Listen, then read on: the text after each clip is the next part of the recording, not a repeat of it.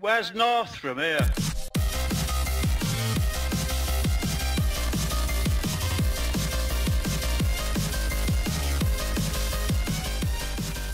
Alright there trainers, I'm some northern guy, and today's video is going to be something a little bit different. This is just going to be a discussion, really. It's just going to be me having a chat to you guys, my awesome subscribers. And if you're new to the channel, like it's your first time seeing a video of mine, hello. Hopefully after this video you'd like to stick around. If you do, there's a lovely little subscribe button down there somewhere. But anyway, this is going to be a really chilled out, unscripted, just discussion video. There's not going to be a lot of editing, it's not going to be flashy, it's going to be real bare bones simple video of me just getting across my thoughts ahead of Let's Go Pikachu and Eevee. It comes out this Friday. It's come round so quickly. Like, when they first revealed it, I thought, oh my god, it's going to take forever for these games to get here. And now it's like this Friday. It is freaking amazing. I'm so excited, as you can tell. But yeah, feel free to just tab off this video, you know, play a game, chill out on Facebook or whatever. Leave it on in the background if you're, like, I don't know, walking around. Stick your headphones in, put it in your pocket, chill out. So it's not something you really need to watch. It's just a discussion. I'm gonna have some, you know, bit of images flashing across the screen, but nothing too serious. You know, nothing too major that you need to watch. Excuse me. Anyway. Just wanted to get my thoughts down, really chilled out, nice and relaxed, unscripted, you know, what a rebel. So yeah, I mean, I guess the big thing about Let's Go Pikachu and Eevee is it is a remake of Pokemon Yellow, and we are returning to the Kanto region. I mean, it's not completely unscripted. I made a list, okay, and the first thing on my list is returning to Kanto. Now, I'm actually alright with that, and I know a lot of people, they think of Gen 1, and they just think, oh my god, Gen 1 again, ugh. And they think of the Kanto region. It's like, oh, it's Kanto, it's so boring.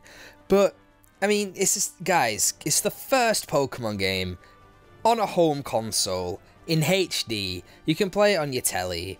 And they were obviously going to do something Kanto related, first of all. But second, I really like it. The last time we went to Kanto was Heart Gold, Soul Silver. Right. That was like, oh, I don't know, 2007? Something like that. No, it wasn't. It was 2007. Wow, that was like Diamond and Pearl. It wasn't far off, though. I mean, it was like, what, 2010? I'm going to say 2010. I could Google it, but, you know what, I'm going to Google it so I don't sound like an idiot. But my point, I'm going to load up Google. But my point is, like, the last time we did the Kanto region was Heart Gold and Soul Silver, which was, and our survey says, drumroll please, 2009. Okay, I wasn't that far off with 2007. So 2009 was the last time we actually went to the Kanto region. The last time we did the story of Kanto was Fire Red and Leaf Green, which was like, what, 2005 or something like that? Let's see, how's my Pokemon knowledge? Google says 2004 in Japan, I think. Yes, 2004, 2005 was Fire Red, Leaf Green. We haven't done the story of Kanto in literally over 13 years. That's a long time. Like, and have you played the Gen 1 games? They are a broken mess. We're seeing Kanto in a beautiful, beautiful new light. The games look fantastic. I can't fault the graphics on these games at all. I love, like, the cutie, like, the sort of like chibi cartoony art style. Absolutely love it for a Pokemon game. And I think it works really well with Let's Go, and it just looks stunning. So we've not been back to, you know, we haven't done the story of Kanto since 2004.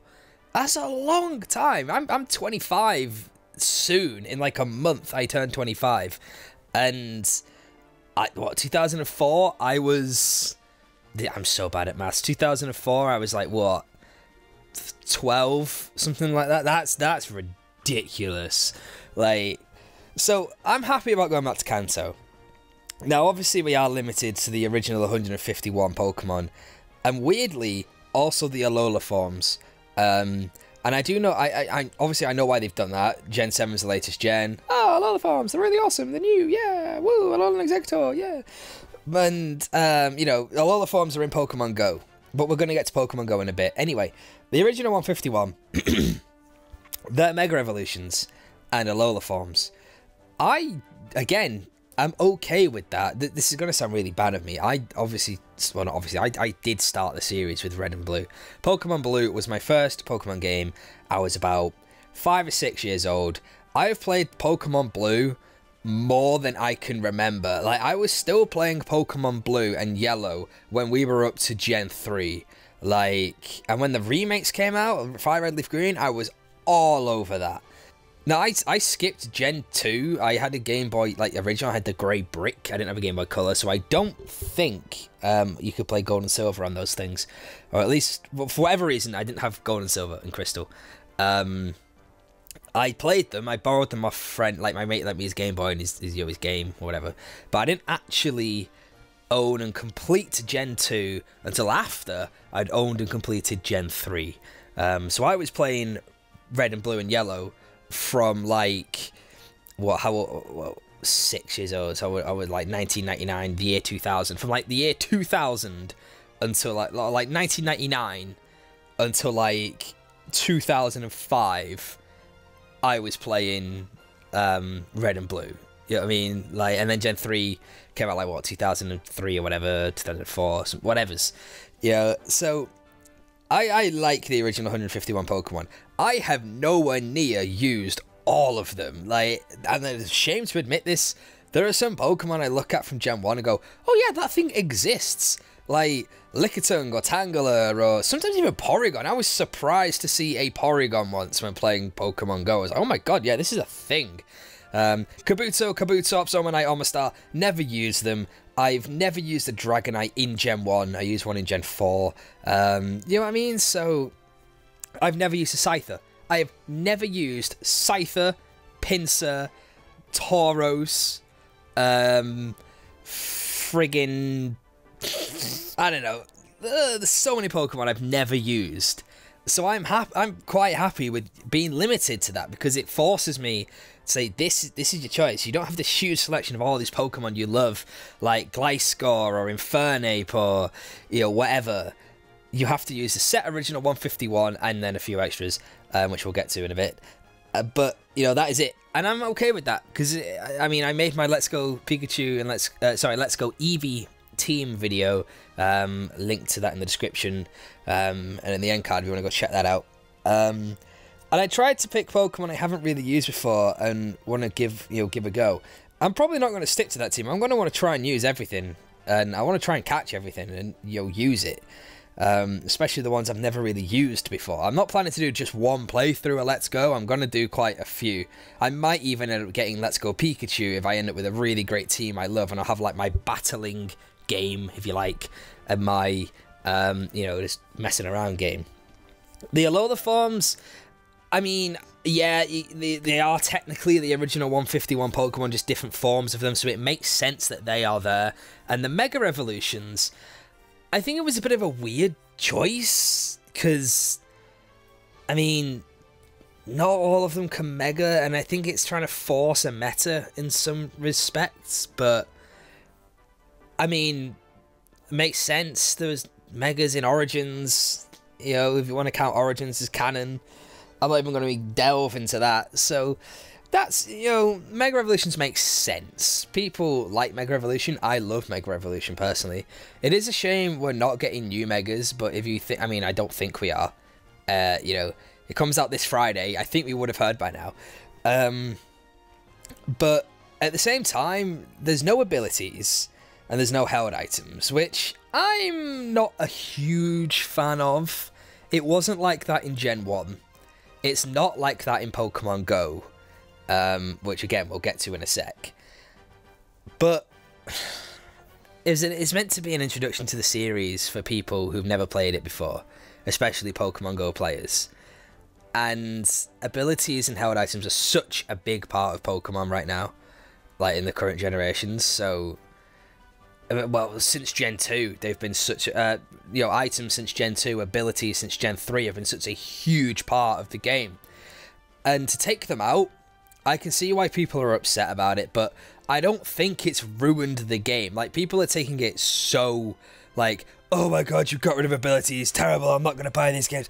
It's not the end of the world, guys. And if anything, it makes it harder. Like, you've now got to go around with a Ghastly and a Haunter, and I mean, Gengar hasn't had Levitate for, you know, a generation now, but they don't have Levitate. They can get hit by ground type moves. Mega Kangaskhan doesn't have Parental Bond. Mega Charizard X doesn't have Tough Claws. A lot of these Pokemon have lost the gimmick or lost the thing that made them really great, and now you're going to have to think of new ways and new strategies, and it might even give a chance for some Pokemon that don't really need an ability to be good to balance out in the meta, so to speak, and, you know, have a time to shine, because these Pokemon that are amazing anyway, then with an amazing ability added on top of that, are now down to the same level as them. So it's definitely benefited some Pokemon more than others, to say the least. Held items is less of an impact. I mean, for competitive battling, that's massive. But in terms of gameplay, just doing the story, it's not the end of the world, really. But from a competitive standpoint, that's crazy. I'm really interested to see what the meta is going to be like, actually. For like online play, will the meta even form? Like, will there even be like a competitive meta game? Will Smogon, for example, do Let's Go Pikachu and Eevee tiers like Ubers and OU and whatever? I highly doubt it. I mean, it might just be the same as Gen 1 Ubers, but then we've got the Gen 1 meta, but then we've got new attacks and Alolan forms and Mega Evolutions, so I don't know. Now that brings me on to the integration with Pokemon Go. And this is a big topic that's divided a lot of opinions. Now, I, first and foremost, will get it out there, I love Pokemon Go. I have played this thing since day one. Near enough every single day since it came out, I have been playing Pokemon Go. My wife loves it. It's quite a big part of our relationship. We go out and play it a lot. Every community day, we make a little date of it. We go into town, we get some breakfast before the event starts. We do the event in town, go around the shops, do a bit of shopping, then come home, grab some lunch, and just chill out for the day. Like, we plan a whole morning around Pokemon Go once a month. And I play it on lunch breaks, I play it on my way to work, on my way home from work.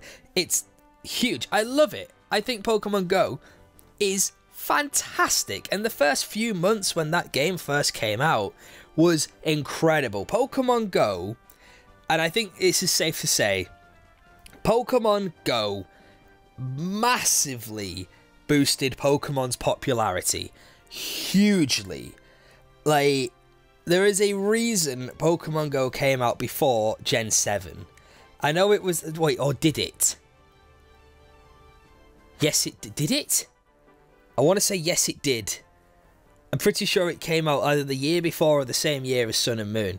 No, it's been out 2 years now. Sun and Moon came out 2016. So yeah, came out the summer before Gen 7 came out. I'm sure it did. It's going to double check that. Always fact check, kids, because, you know, people on the internet will eat you alive. Pokemon Go came out on July 2016, and Sun and Moon came out that November, yeah. So Pokemon Go came out, massively increased in popularity. Sun and Moon sold so much copies because of Pokemon Go. It got a new generation of people into Pokemon, and that can't be a bad thing.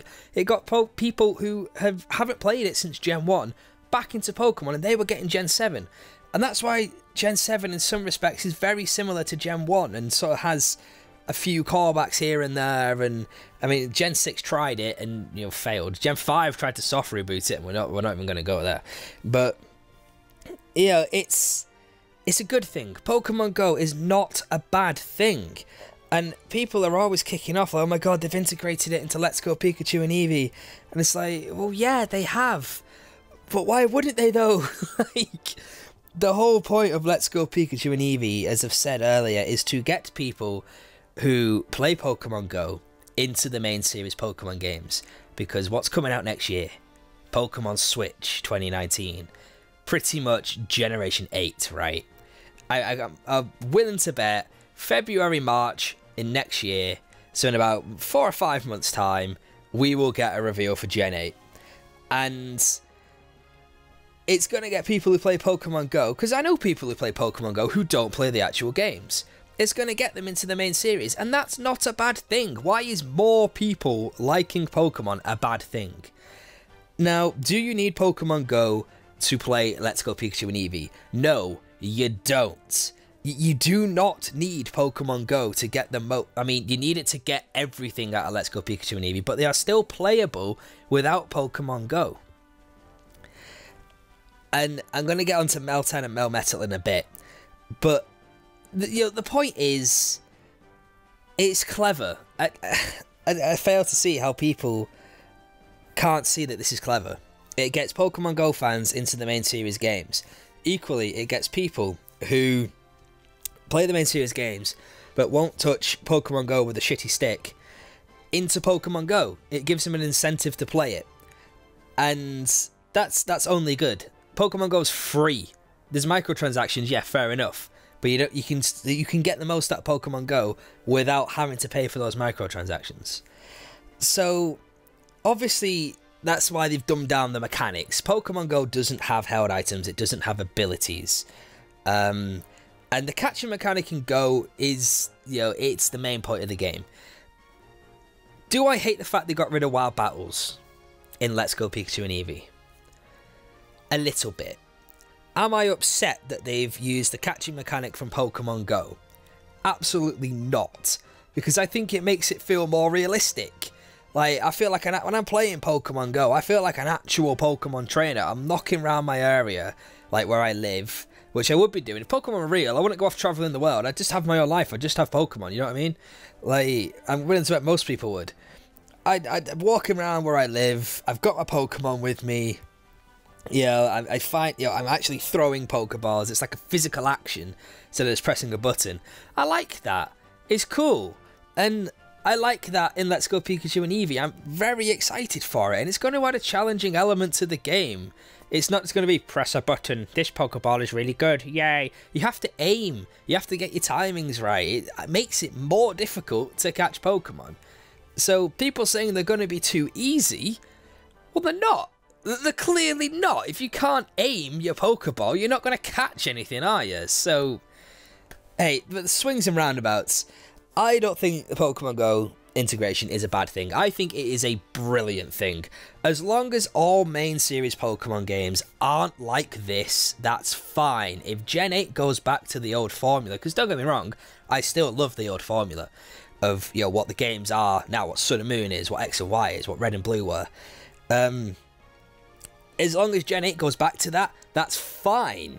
But for a one-off, arguably spin-off game, to bring the two franchises and bring the two fandoms together into one big Pokemon fandom, I think it's brilliant. I love it. I think it's absolutely fantastic. More Pokemon fans can't be a bad thing. We're in, like, the second wave. I remember how there was, like, the Pokemania back in the early 2000s because of, like, Gold and Silver and Red and Blue, Gold and Silver, and Ruby Sapphire. Everyone loved Pokemon, right?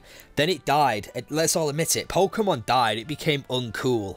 And within the last 2 or 3 years, pretty much since Pokemon Go's release, it has been massively popular again. It's getting mentioned in pop culture references everywhere. I was watching Doctor Who the other day, and he spoke about Pokemon Go. They went to a building, it was deserted. His companion asked him why. He said, "Oh, I flooded the ground floor with Pokemon, so everyone went to catch them."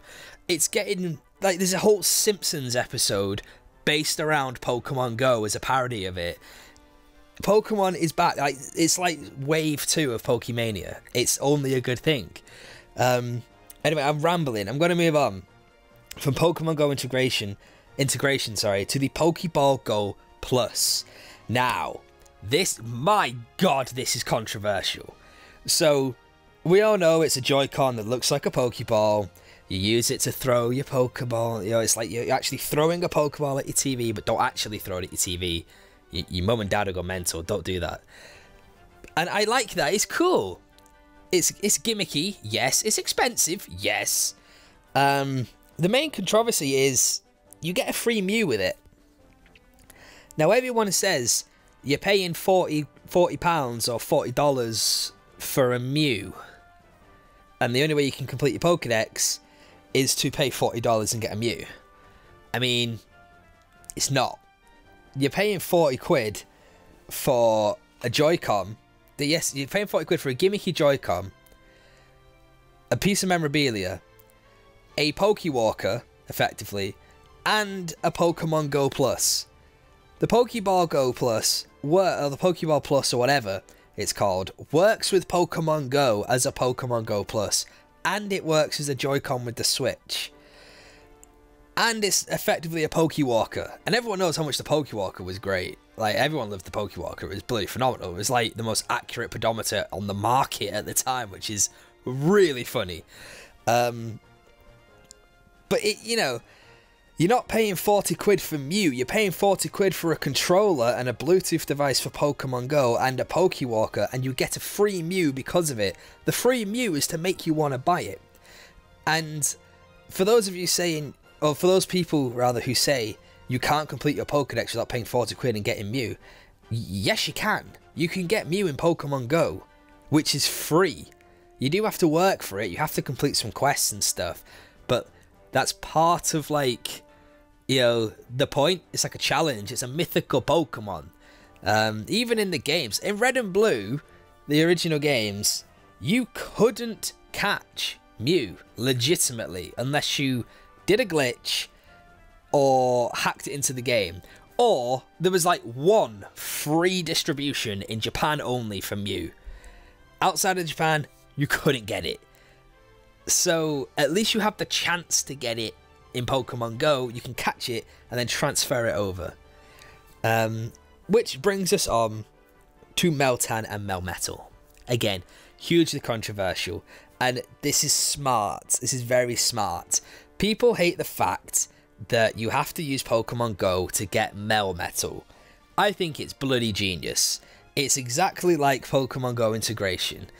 For those of you who aren't quite sure what I mean, you can only get Meltan in Pokemon Go. So when you transfer a Pokemon from Go to Let's Go, you get an item. It's like a mystery box. You send that to Pokemon Go. So that's like your reward. Hey, you transferred a Pokemon, have this item.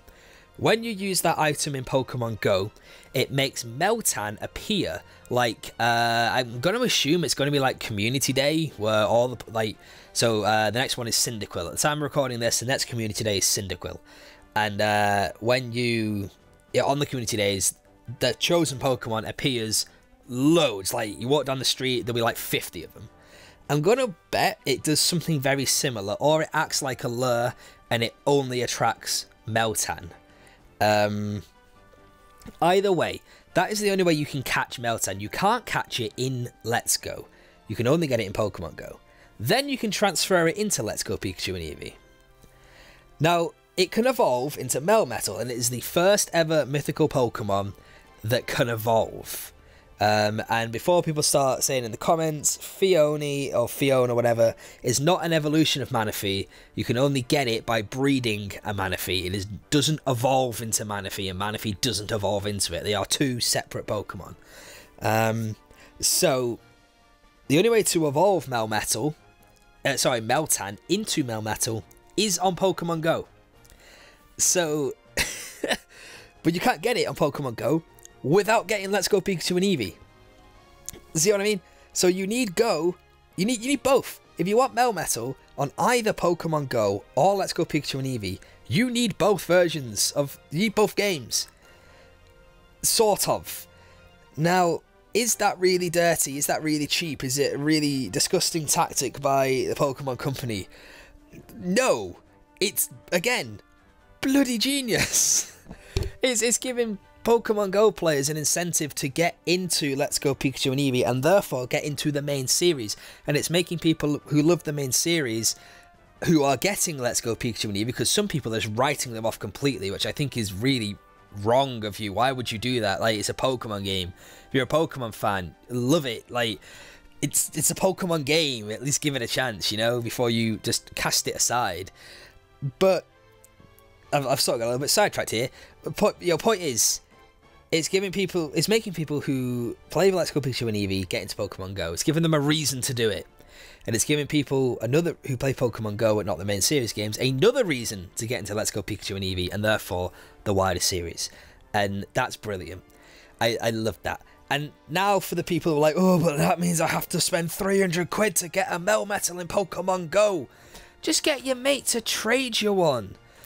Oh, the people who are like, oh, I have to get Pokemon Go. I can't manage getting this free game. I just can't do it. It goes against everything I stand for as a Pokemon fan. Just get your mate to trade you one. in Pokemon Go, right? You can transfer any Pokemon Go Pokemon.